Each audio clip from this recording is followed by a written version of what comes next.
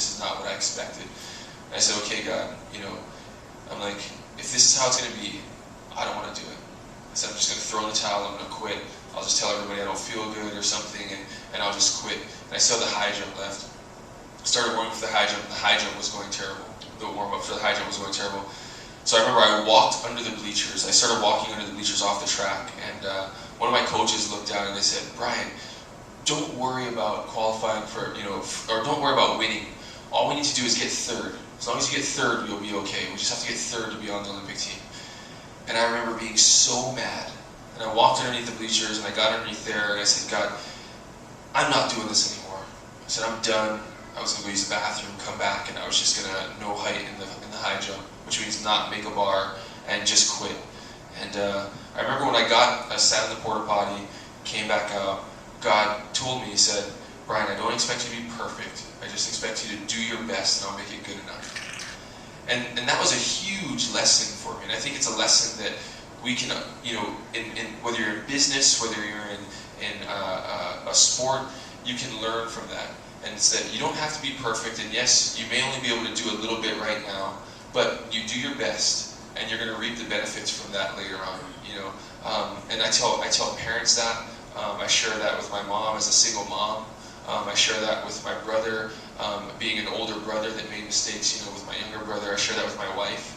And we really try to parent our kids with that same attitude, and we take that same approach to our business model with Yoli. You know, we understand we're going to make mistakes, we're not going to have time, whatever, but we're going to give our best. And in my mind, God honors that. People will honor that. People will see that you're giving them your best. They'll see that you're being genuine. They'll see your heart in things, and that's eventually going to grow your business and make it what you want it to be. So. Good stuff, huh? Yeah. That's great. This is the fourth time I've interviewed Bryan. It just keeps getting better and better and better. I mean, he just has such wisdom for such a young man. I mean, how many of you would like to partner with this guy? I mean, this is such a remarkable opportunity because he's in it for the right reasons. Well, and you'll get a cool shirt.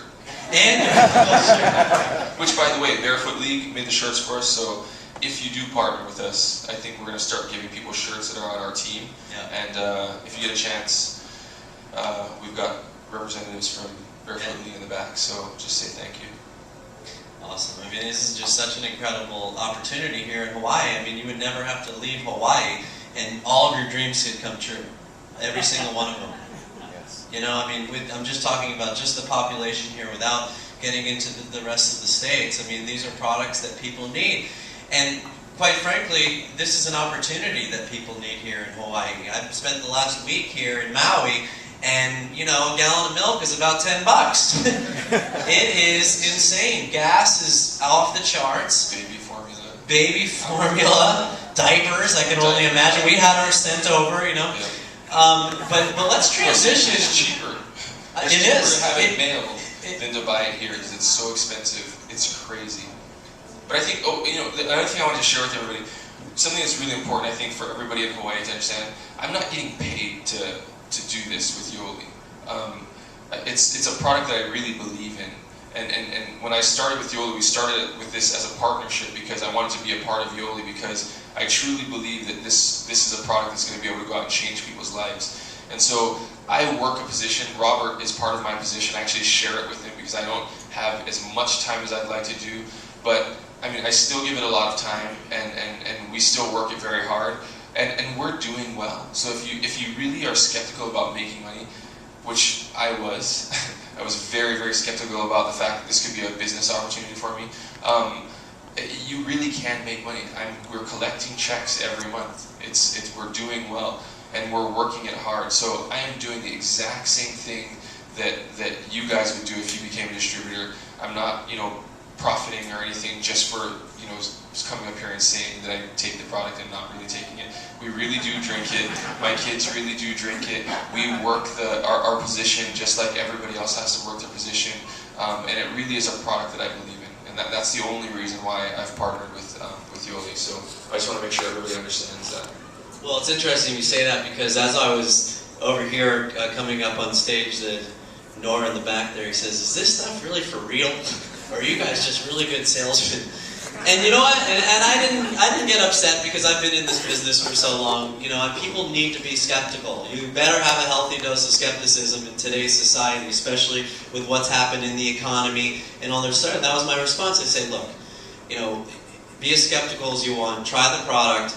Bryan Clay's using the product. I mean, this guy, his body is his temple. I mean, this is how he earns his living. This is, you know, you cannot find a better specimen of a human body. I mean, this guy, I'm on Facebook, I see him at 6 in the morning. He's up, you know, he's up whether it's rain, shine, thunderstorms, it doesn't matter. He has tremendous discipline.